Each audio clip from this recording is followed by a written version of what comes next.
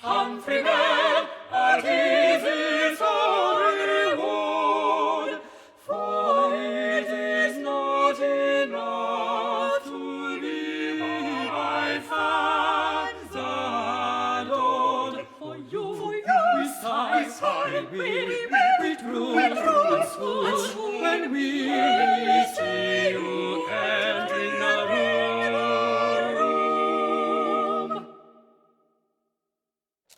Good day, Mr. Bell, and well met.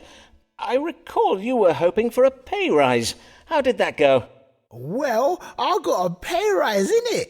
I took your advice about banding together with the other hired men and gabbing about how much coin we was getting. Turns out, another one of the lads weren't getting paid enough for his lady parts neither. So, we all refused to do our rehearsals until the boss man fixed it. Well done, Mr. Bell. I must say I am most proud of you. But this day, I am come about my skin. She's so clapped, I need twice as much ceruse as normal. Ah, yes, Venetian ceruse, the white lead and vinegar paste ladies and players use to whiten their faces. You have to fix it for me, Doctor, for my role in Mr. Shakespeare's new play. I'm to play a lady who disguises herself as a lawyer. A lady cunningly disguised as a lawyer? Forsooth, how original. But I see not why you need worry over your complexion. Having a sound grasp of Latin and a talent for eloquence are the usual qualifications of a legal advocate, are they not? Is it verily necessary for this lawyer to have beauty as well? Well, Mr. Burbage seems to think so. These are enlightened times, and we must have confidence in our audience that they will accept, even welcome, the notion of a lady of learning, as long as she be lovely enough to lie with. I see. And 'tis true your skin is looking a little less than lovely at present. Let us see if we may find a remedy for it in the stars. What is the matter with Humphrey Bell's face, and what may be done to improve its appearance?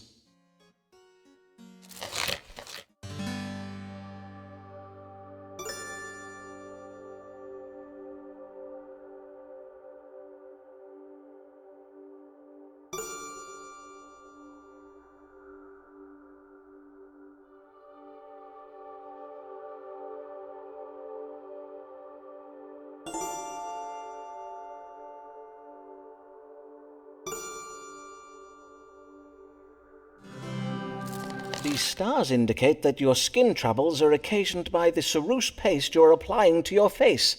The lead it contains is causing your scabs and, if I am not mistaken, some thinning in your hair.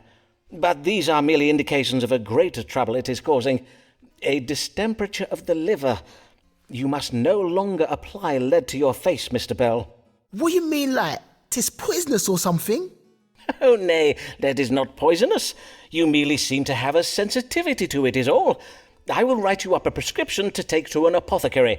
He will concoct you a paste from alum, tin ash, and sulphur as a replacement for the ceruse you have been using. And to hide the damage to your skin, you might apply the white of a raw egg to your face. 'Twill act as a kind of glaze over your complexion. So all this will fix my face, yeah? Zah! I thank you kindly, Dr. Forman.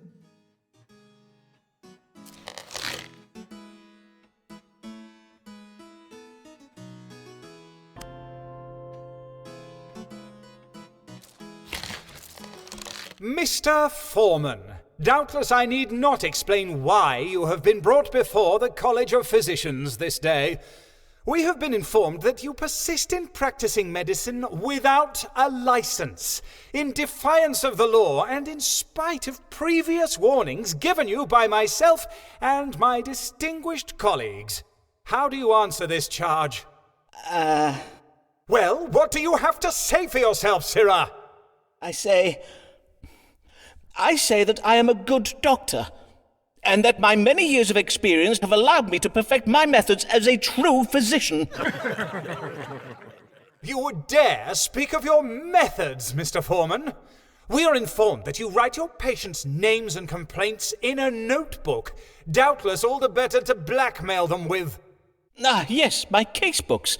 Indeed, sir, 'tis most useful to be able to remember a querent's history. Furthermore, you use astrological readings not simply to predict the course of an illness or judge the best time for a treatment, as good medicine teaches us, but you find the cause of the disease in the stars. You refuse to examine your patient's urine for this purpose. Well, yes, for... And you would dare claim that in these past years you have gained medical knowledge and skill from mere experience? Then I invite you to provide proof of it now. You will submit to an examination.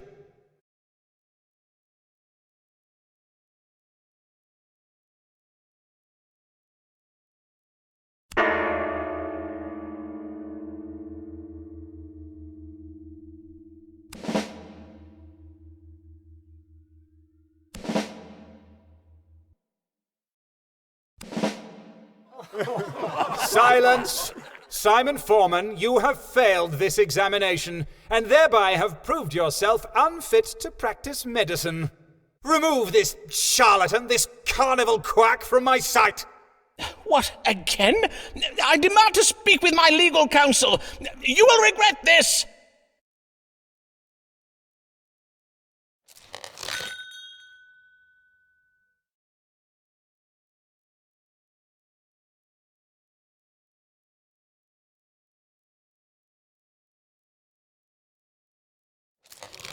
Alice Blague has suffered woe. Life has brought her very low.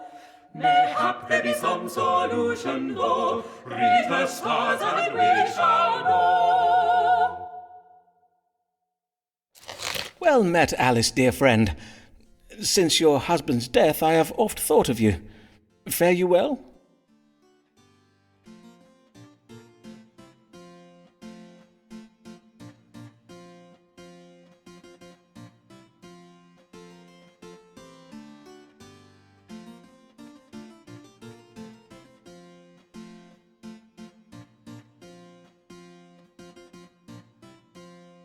But the day after he passed, I came upon a note he had writ for me.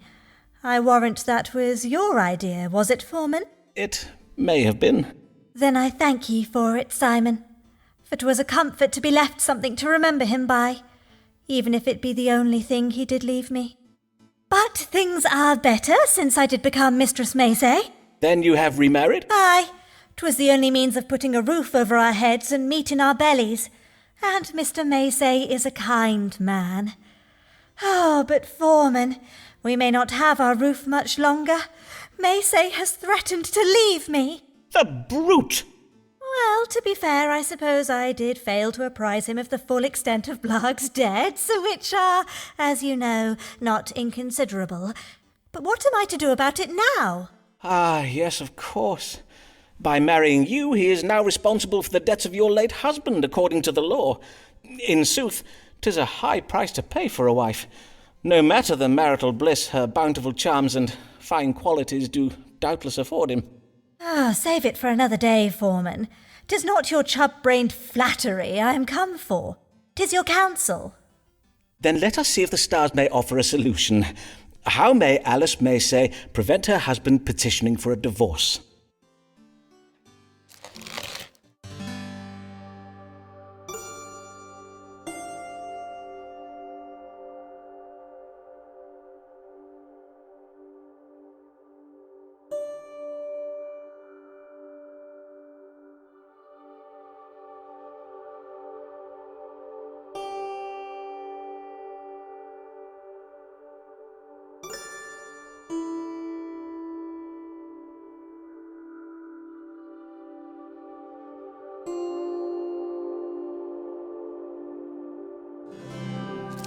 Alas, you have little hope of calming your new husband's feelings about your late husband's debts. But the stars suggest that your family might go abroad, and thus put yourself out of the reach of Blague's creditors. You must do this without delay. Go abroad? You mean where foreigners live? Aye. My chart also suggests that you find some creative solution to ensure your husband's cooperation in such a project. Has he ever expressed an interest in the New World colonies? Or perchance you might suggest an extended tour of Roman antiquities. Nay, but I will put my mind to it. But if we do go abroad, this is doubtless the last time I shall ever see you, Forman.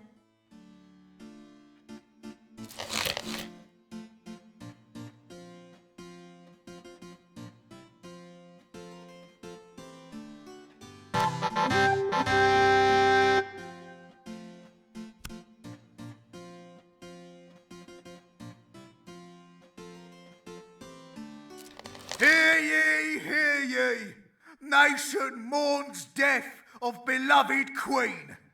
King James of Scotland tipped to succeed to the English throne. Hear ye!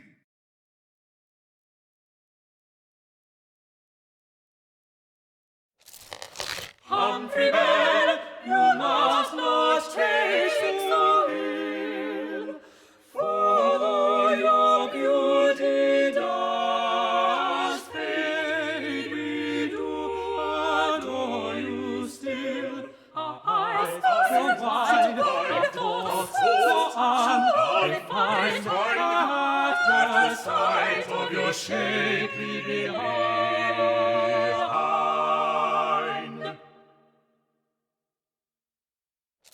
Good day, Mr. Bell. Oh, I must congratulate you on your performance of the comely lady lawyer in The Merchant of Venice, and methinks your skin is much improved. 'Tis verily glowing. Aye, Dr. Forman, changing my lead paste for sulphur worked very well. Mistress Burbage says I now look a picture of beauty. Did she now?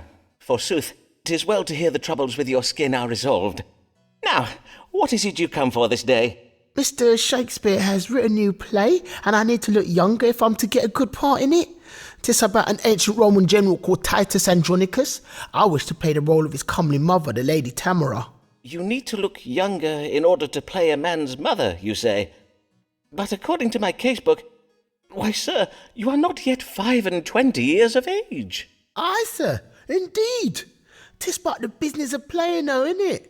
At least, according to Mr. Burbage. He was well vexed when I pointed out how the man played Titus is near as old as I am. If the stage is not to your liking, Mr. Bell, I invite you to seek employment elsewhere. All right, then. Let us see what the stars advise. What can be done to make my querent Humphrey Bell appear younger?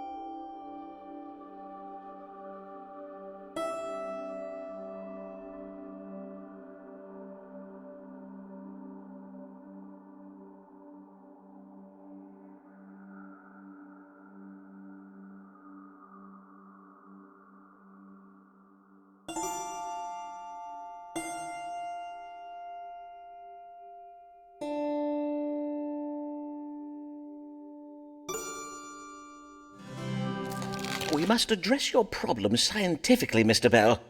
Youth is characterized by sanguinity, governed by the humour blood. Therefore, we need to give you the appearance of having an abundance of blood. In your cheeks and lips, for instance. So how do I do that? With insects. You what? One moment while I fetch a pot of them from my cabinet. Now, these are what are called cochineal beetles. Do not be afeard, for they are dead. They have been shipped here from the New World. You must crush a handful of these creatures into a powder, mix it with water, and then apply it to your cheeks and lips. Beetle juice on my face? I will not lie, that sounds mad. I'll give it a try though.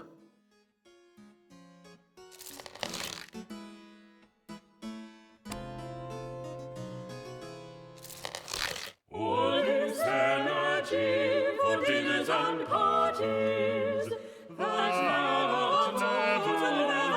never run.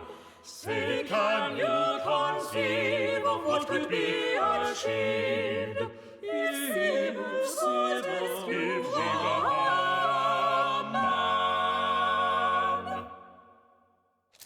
Good morrow, Mistress Fortescue. How may I do you, sir? Oh, Dr. Forman, I have urgent need of your advice. Oh, woe! I know not what I am to do. On my word, madam, I have never before seen you in such a state. Pray tell, whatever can the matter be? 'Tis my husband, Captain Fortescue. God mend me! He has been implicated in a conspiracy to commit treason. Ah, yes, your husband, Captain Henry Fortescue. He is a great friend of Sir Walter Raleigh, is he not? Oh, methinks I see your problem. For Raleigh has been implicated in a plot against our new king, has he not? 'Tis said the plotters wished to oust the king and install the king's cousin on the throne. Or was Raleigh involved in that other plot? The one to kidnap the king and force him to appoint a more religiously tolerant privy council. In truth, there are so many plots against the English throne these days, 'tis hard to keep abreast of them all. Indeed, I know not which plot Sir Walter was arrested for, but I have heard tell that the Privy Council seeks to find conspirators amongst his associates. Hence I have been hiding my husband in our cellar and pretending he's still away at sea. But why would your husband fear arrest? Was he involved in Sir Walter Raleigh's plot? Nay, he was not.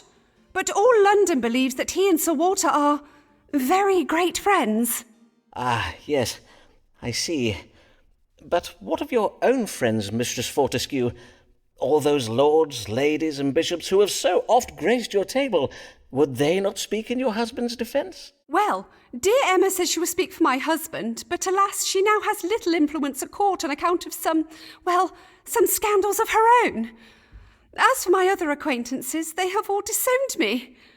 They decline my invitations, and no one is at home to me when I call upon them. Even Sir Lancelot has stopped speaking to me. Even your parrot, madam? On my word, that is very cold. I beseech you, sir, read the stars and tell me how I might save my husband from arrest. Pray assure me he will be safe. Let us see, then. Is Captain Henry Fortescue in danger of being arrested for treason? If so, what might Mistress Fortescue do to prevent it?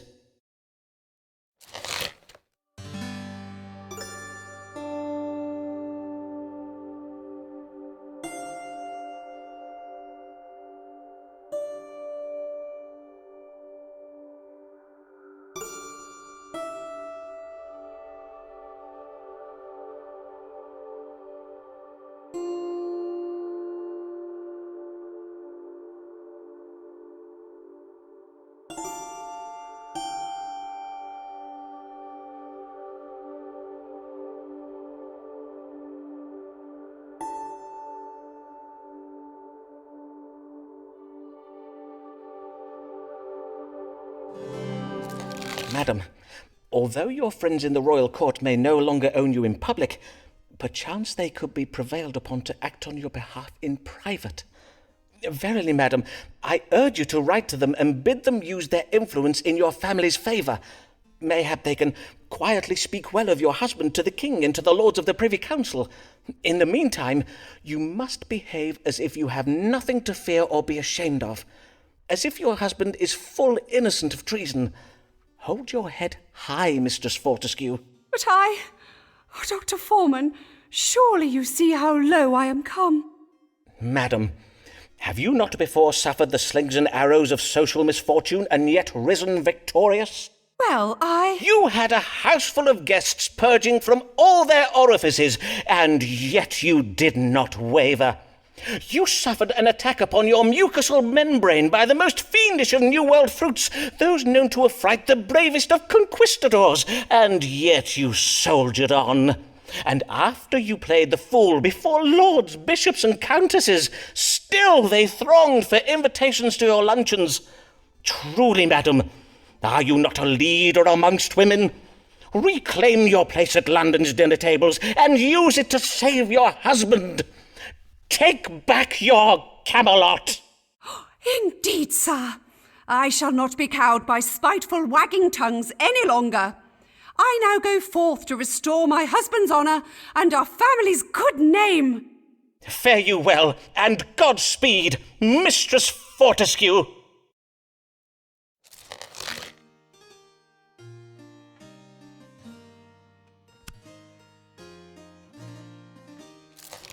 Humphrey Bell, your time upon the stage grows near to its end as you advance in age.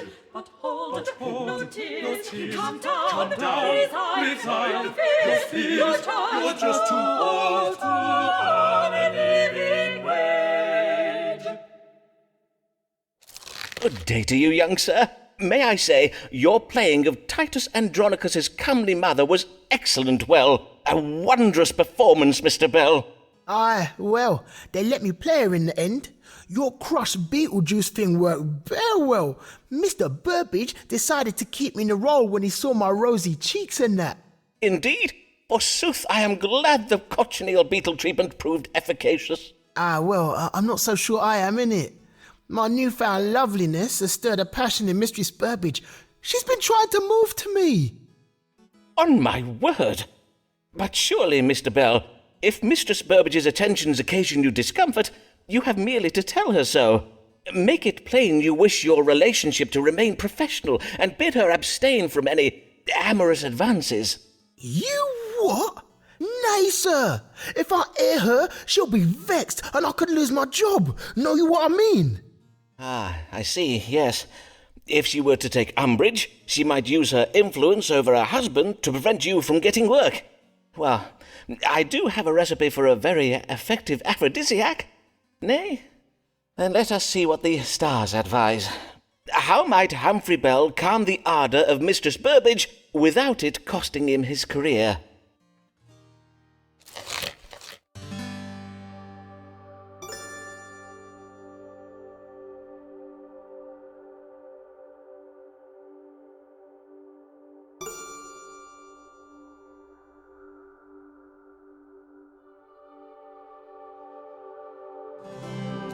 It would seem Mistress Burbage's behaviour can be attributed to her excessive sanguinity. To wit, there is an imbalance of blood in her body.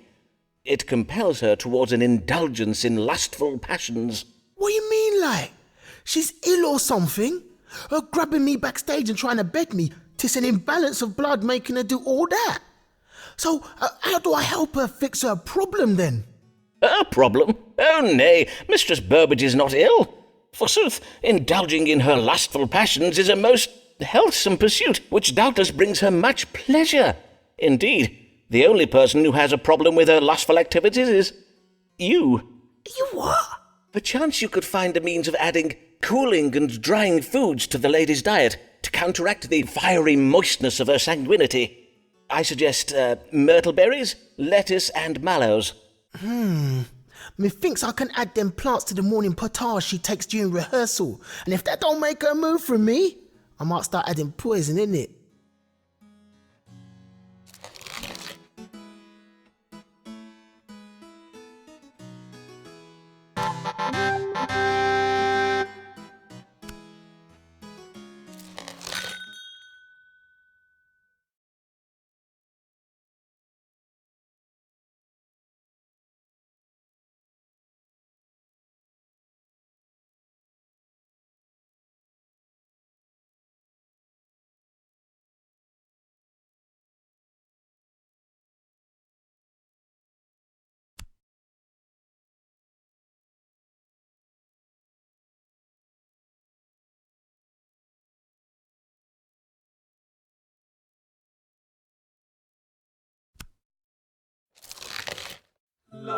Lancelot Moore is doubtless a fool, yet men of his class are destined to rule.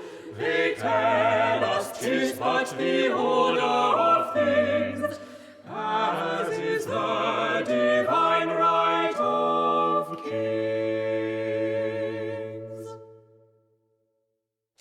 Good even, Mr. Moore. How may I do you service? I have a mind to take up a profession and would have your counsel on it. For I must say, your advice thus far has been most excellent. Counselling me not to marry that sly succubus Emma Dyer did veritably save my life. Indeed, I have heard it rumoured that her husbands have a lamentable habit of dying, if you follow my meaning. In short, their deaths are most unnatural and not at all accidental. Do you understand what I'm telling you, Forman? Aye, I do, Mr. Moore.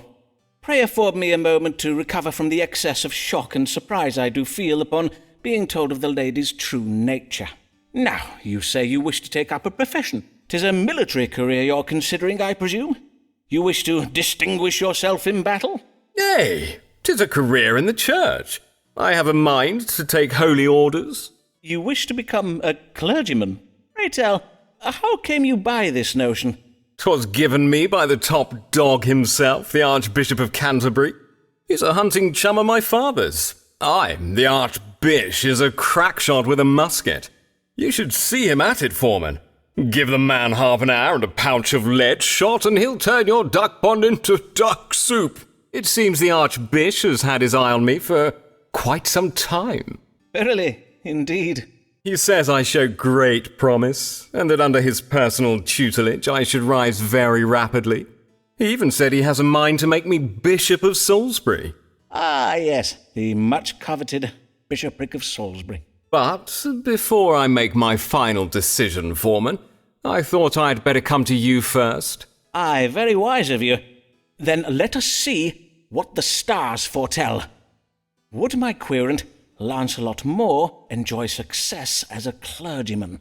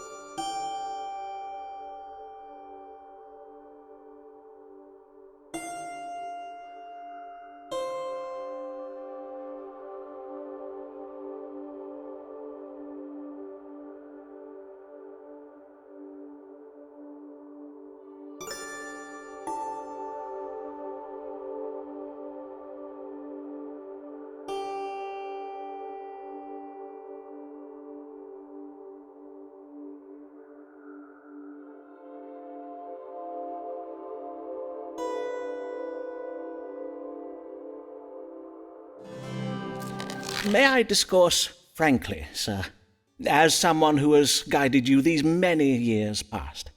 Yea, I suppose so. Have you considered that your particular tastes and proclivities might be ill-suited to a life of service in the church? My tastes and proclivities? Ha!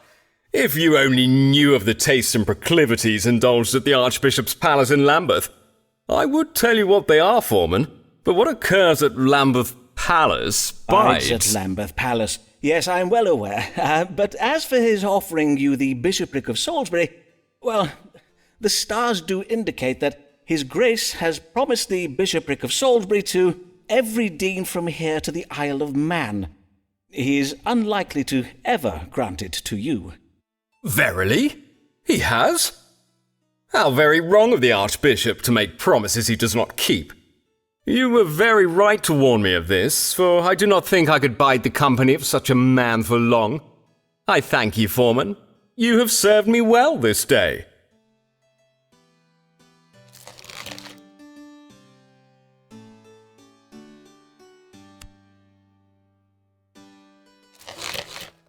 Here comes crafty Emma. What does she ask for now? Many times a week it is needless to say how despite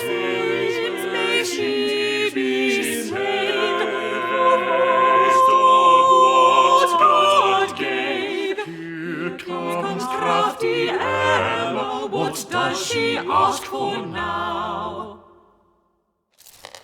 God give you good day, madam. Good day to you, sir, and well met. And how fares your husband, Lady Dyer? I recall you were worried for his health. 'Twas the diabetes, the disease you judged him as having. He died from wounds that never healed. You mean the wound on his lordship's hand? But I recall you saying it was quite small. Oh, yes, that wound was, but he acquired many more. One evening, whilst we were summering at our country estate, the stone railing of our balcony gave way, and he fell into some particularly thorny rose bushes. Verily? How distressing. And he never recovered from the scratches? Nay, 'twas most tragical and so forth. Well, I am sorry to hear of your husband's passing, but, madam, are you quite well? You do not seem yourself this day, if I may remark on it. Dr. Forman, I am more myself than you have ever seen me, for during these past years I have been playing a role that has served me well, to be sure, but I am grown tired of it. Indeed, I am not proud of my dissembling. I'm not proud of some other things besides. And doubtless you are come to unburden yourself by confessing your, what those things are. What? Nay, of course not. As I was saying, whilst my dissimulations have afforded me wealth and status, such a life as I have lived has not fulfilled me. For though I have been married many times, and known many men, I have always lacked one important thing. A moral compass? And that thing is love. In short, I have found love, Dr. Forman, and the object of my affection is not one of these privileged popinjays I've met at the royal court. Nay, 'tis a real man, a man who knows what it is to make his own way in the world. Oh, you mean to say... You mean you and I? Verily, upon seeing him play Tamara in Titus Andronicus at the Globe one even, I was, well, my heart was took. I see. You are in love with a player then, I take it. Aye, and I wish to marry him. But first, I would know whether such a match be advisable. Is our love true, or is my considerable coin and property where his true affections lie? Such a deception would not surprise me in truth. Well, nay, doubtless it would not. Let us see whether the stars can tell us.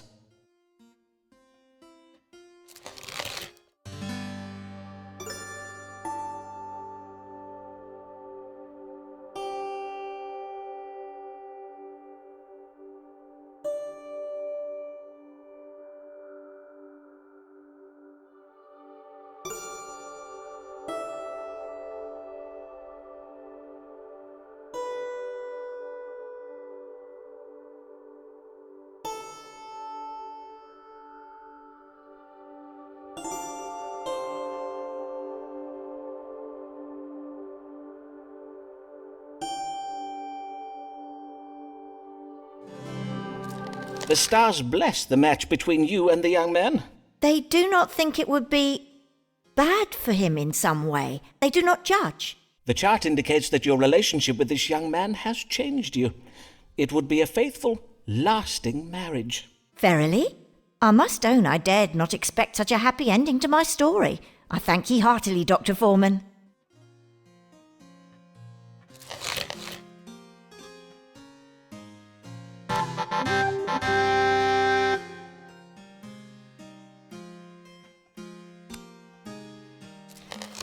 Humphrey Bell, our thoughts we must disclose.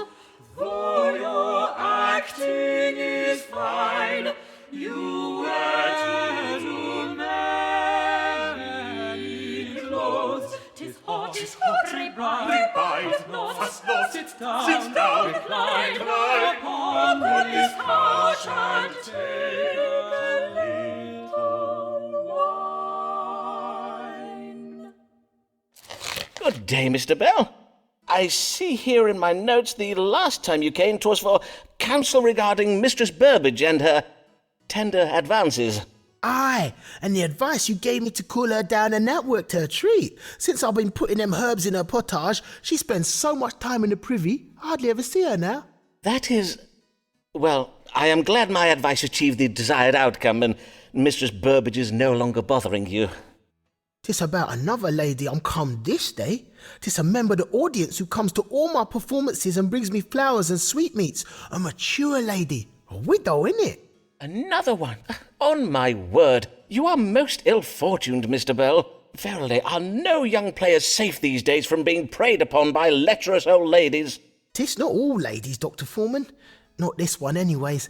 Emma ain't like any of the other ladies I've met. In truth, Dr. Forman, we wish to be wed. I love her, innit? Then what is your trouble? Well, I've heard tell of some vexing things. There are them that say she has a heart of stone and only marries to get her hands on a man's money, though I have none, and she be rich. But she has been widowed many times, and there's even a rumour saying she's had a hand in her husband's deaths. Oh, verily? How shocking. I must own to being a trifle shook by it, and maybe a bit excited as well, but mainly shook, innit? Doubtless you are, for 'tis most frightening if there be any truth to these rumours. We must consult the stars and see whether it be wise for you to marry. Should Humphrey Bell wed this wealthy widow, and what will become of him if he does?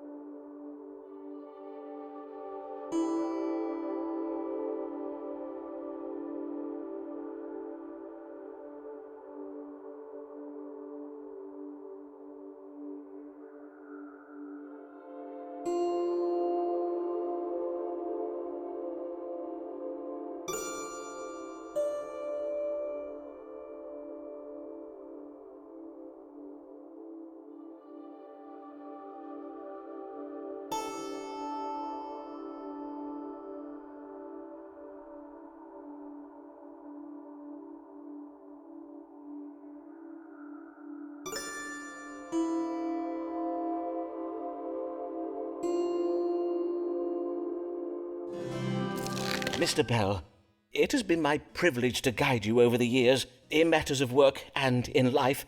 Wisely, I hope, but certainly with the greatest sense of care for your well-being. Indeed, I have come to think of you as a father might think of a son. 'Tis a responsibility I have not taken lightly, and in loco parentis, as it were, I feel an obligation to... Sir, begging your pardon, sir, but I'm going to stop you right there, because I need to know, innit? Should I marry Emma or not? Yes. I believe you may safely marry this lady, Mr. Bell. The stars suggest the rumours you did hear about her are needlessly cruel. So this all lies then? Well, not quite all lies, nay. The stars do also indicate that the lady was formerly most fixated upon the acquisition of money, though 'twould seem she no longer harbours such pecuniary passions, such as is consistent with her desire to marry a penniless player such as yourself.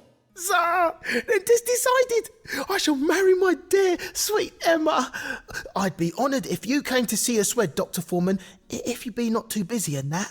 The honour shall be all mine, young Humphrey.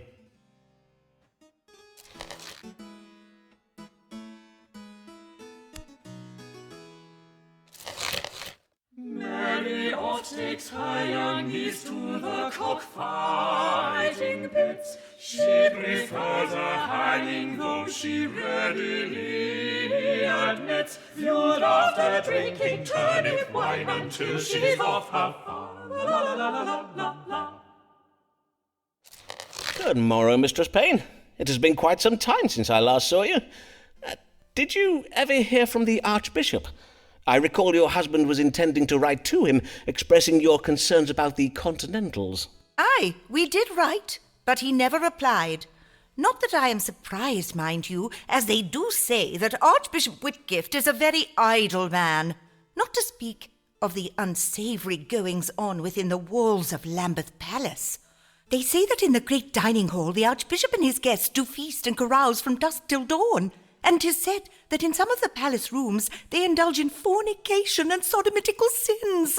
Verily indeed. Then, doubtless that leaves him very little time to reply to every... Truly, methinks being surrounded by such decadence and corruption of the flesh is likely to have made the Archbishop very hard. Aye, bearing witness to so much vice would make a man very hard indeed. Hard, Dr. Forman? Insensible to the needs and difficulties of ordinary folk such as you and I. Verily, I do not wonder that such a hard man gave me no satisfaction. Which is why I am come to you this day, Dr. Forman. Something did trouble me last night, and I would have you tell me what it might have been. I will if I can, madam. Prithee, describe it to me. Well, at first was the noise of a boat that did awaken me. I got up out of bed and went to the window to see what was. As you know, on 4th Street we are right by the banks of the Thames. In the moonlight, I could just make out a ferry crossing the river, loaded up with large barrels. And you thought it suspicious? Aye, indeed, for the hour was very late and the boat's lamp was not lit. I did not wake Mr. Payne to ask his opinion, for, in truth, he has told me he wishes to hear no more about the things I see from our window. So, I am come to you, for I can have no rest until I know who those men were and what they were doing. Who knows what foul deeds may be afoot in Lambeth Town?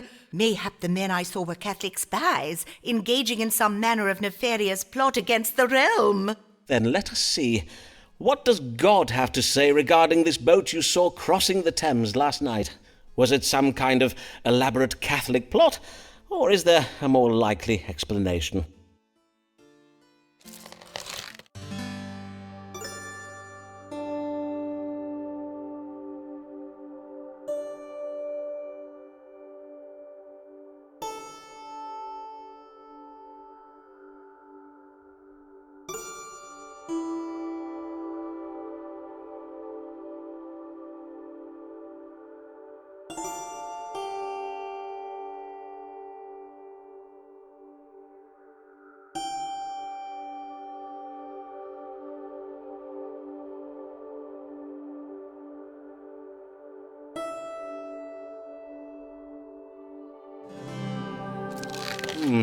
You did well to come to me, Mistress Payne.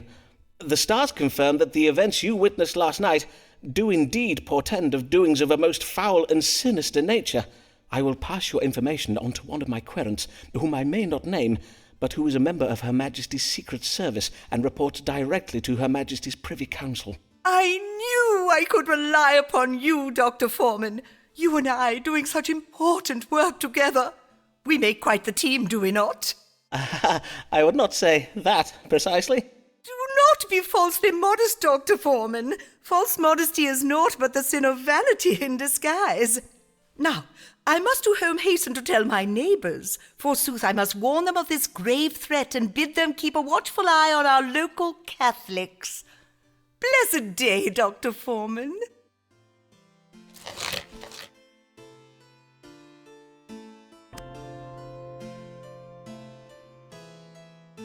Hear ye, hear ye! Catholic terror plot to blow up Parliament foiled! Gunpowder barrels discovered in cellar! Hear ye!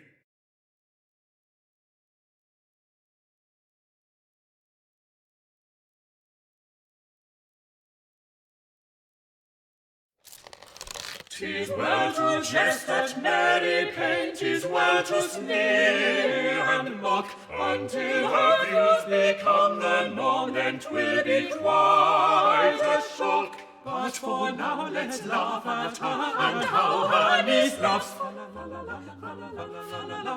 How her niece laughs, la la la la la la. Good day, Mistress Payne. You seem in good cheer.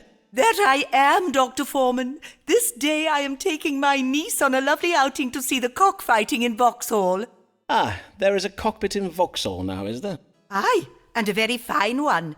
And I did think we need a nice day out to turn our minds away from that terrible affair of the Catholics plotting to blow up the Houses of Parliament.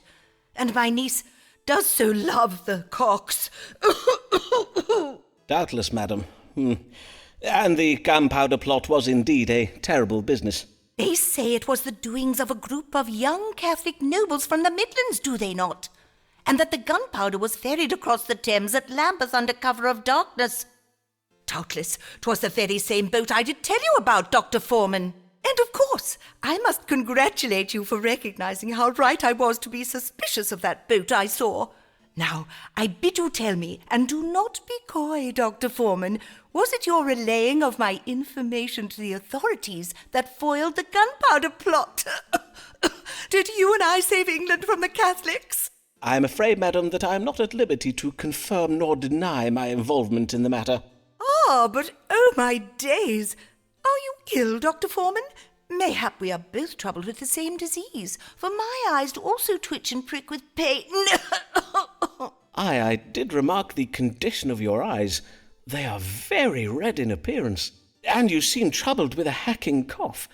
For how long have you had these troubles? Only these past few days, and as well as my eyes and my cough, I do also find it a trifle vexing to breathe. Then let us now consult the stars. What ails Mistress Mary Payne?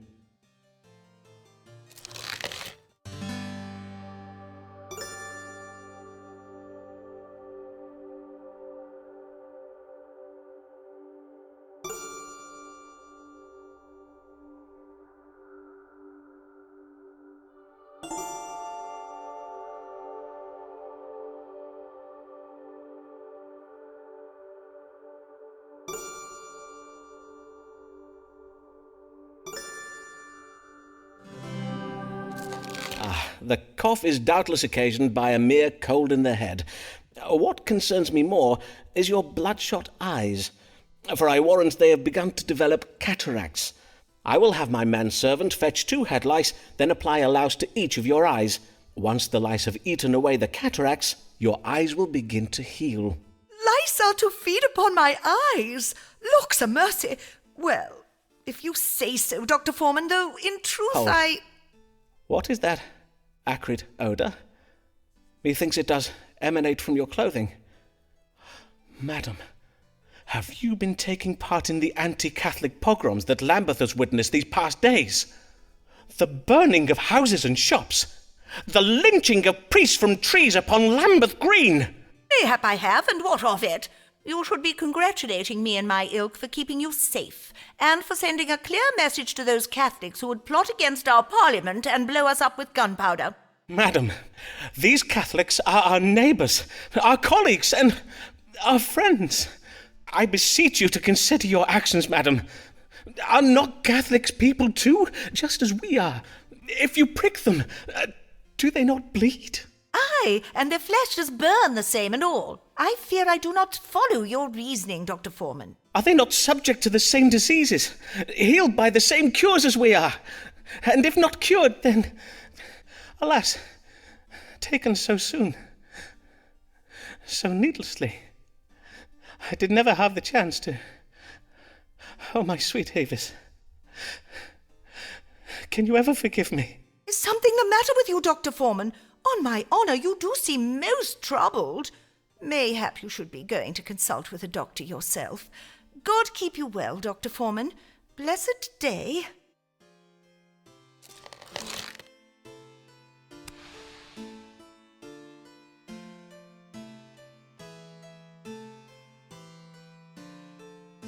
Hear ye! Hear ye! London struck by plague. Playhouses closed by order of the king. Hear ye!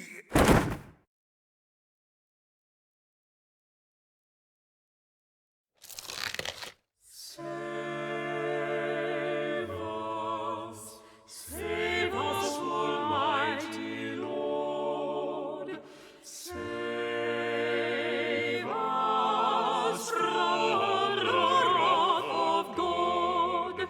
Upon us he hath wrought his vengeance and justice, pestilence and death.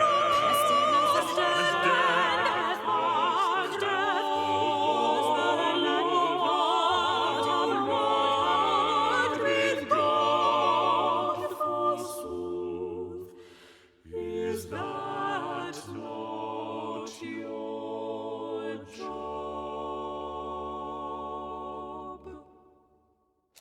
God give you good day, your grace. How fare you this... Know you whether the plague will reach as far as Lambeth? Have you seen it in the stars? Ah, the plague that has begun to spread throughout London.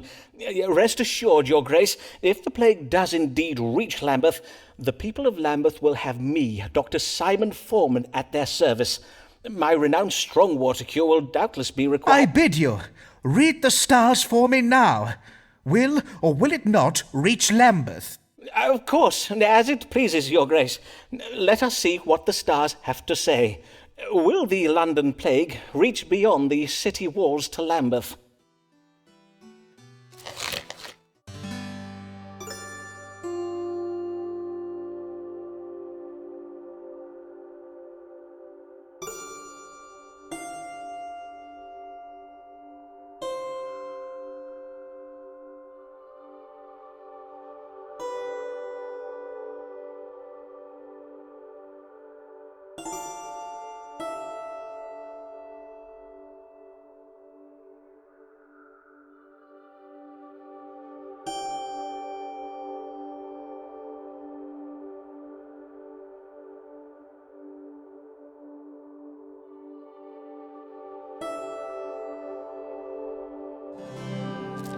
Ah, yes. The stars are most clear on the matter. Very clear indeed. Then what do they say? Tell me! Well, before I give you my answer, I would have your decision on granting me that medical license we spoke of on your previous visits. I am sorry, your grace, but I must insist upon it. I would gladly do so, but I find my hands tied due to various episcopal and doctrinal... As I see you are determined not to let the matter rest, I will speak true. Some years ago, the Queen's physician, Dr. Richard Smith, did write me a letter on behalf of the College of Physicians. He warned me in the strongest terms against granting you a medical license. So you see, I cannot grant you a license without raising the ire of the College of Physicians. But... Now, Dr. Forman, doubtless you are thinking that a man of my position, one of the most powerful men in England, should not be so easily put off by such a letter. However, and methinks you know this from your own experience, the college is a terrifying organization that will stop at nothing to get their way. One would be better off defying the Queen herself than the licensed doctors of London. For whilst our Lord God in heaven may be merciful, the College of Physicians is not. Aye, verily, I must own that what you say is very true. But mayhap I will furnish you with a letter of recommendation to the University of Cambridge. They may confer upon you a medical degree, and thereby a medical license. I thank you, your grace. Now, prithee, answer my question. I have bad news, your grace. Lambeth will not escape the plague this time. Things are quiet now, but as I learned during the plague of '92, events may change apace. You must leave Lambeth before it's too late. I feared as much. I must begin preparations for the removal of the palace household to Sussex. Before you go, your grace, I believe you were intending to write me a letter of recommendation. Well, indeed, I will reflect on the quality of advice you have given me over the years, and if I judge that you have acted with some skill, then I will have my chaplain draft you a letter of recommendation and have it sent to you. Good day, Dr. Forman.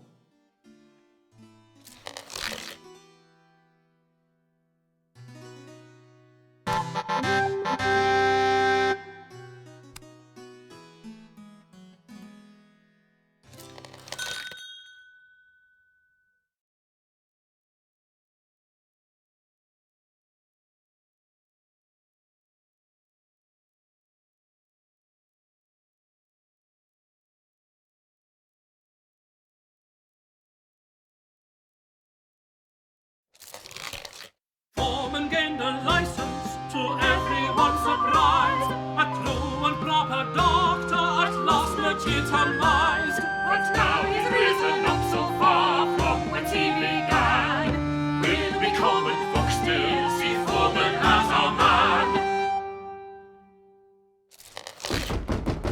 cannot board up my house. 'Tis not a plague house. You are mistaken. I do not have the plague. Let me out of here. Know you not who I am, you fools? I am Simon Forman, Doctor of Astrology and Physic. Fie upon those ungrateful wretches. Have I not always been there for them when they needed me? Am I not the doctor who risked his life to cure them during the plague of '92, when all the other doctors and their high-born friends fled London and left them to die? Indeed, mayhap next time I will think again before risking my life in the service of the townsfolk, if this is the way I'm to be repaid. And forsooth, if my deeds are so easily forgotten by the living, what chance is there for my work to be remembered by generations to come? What will the world know of me once I'm gone?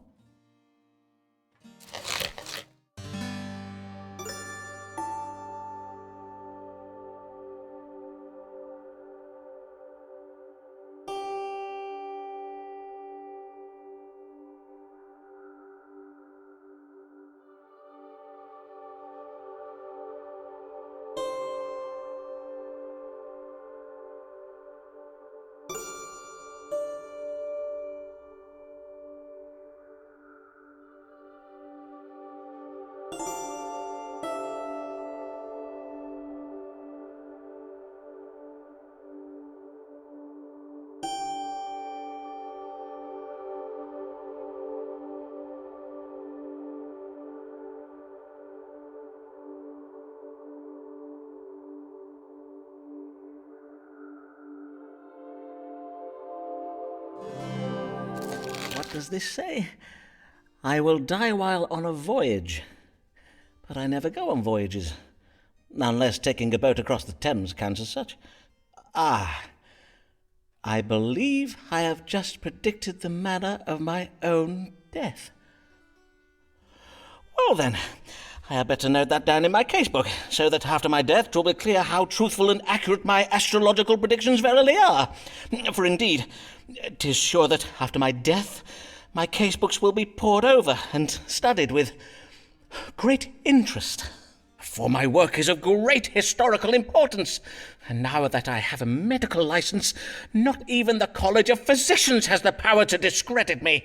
But if I am to go forth into the world to make any further contributions to the advancement of medical science, I must find a way to pry these wretched boards off my front door.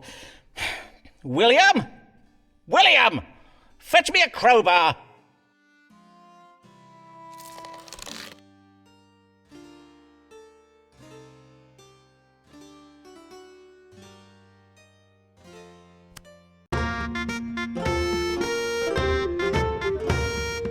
Long ago in England in 1592, there begins our tale, and all of it is true. Through all of London bubonic plague did spread, covering folk in weeping sores and leaving thousands dead. From towns and cities, doctors they did flee, leaving their patients to die in misery. But one brave doctor stayed when all the cowards fled. Might have been because he was too sick to leave his bed. Forman made a plague cure and you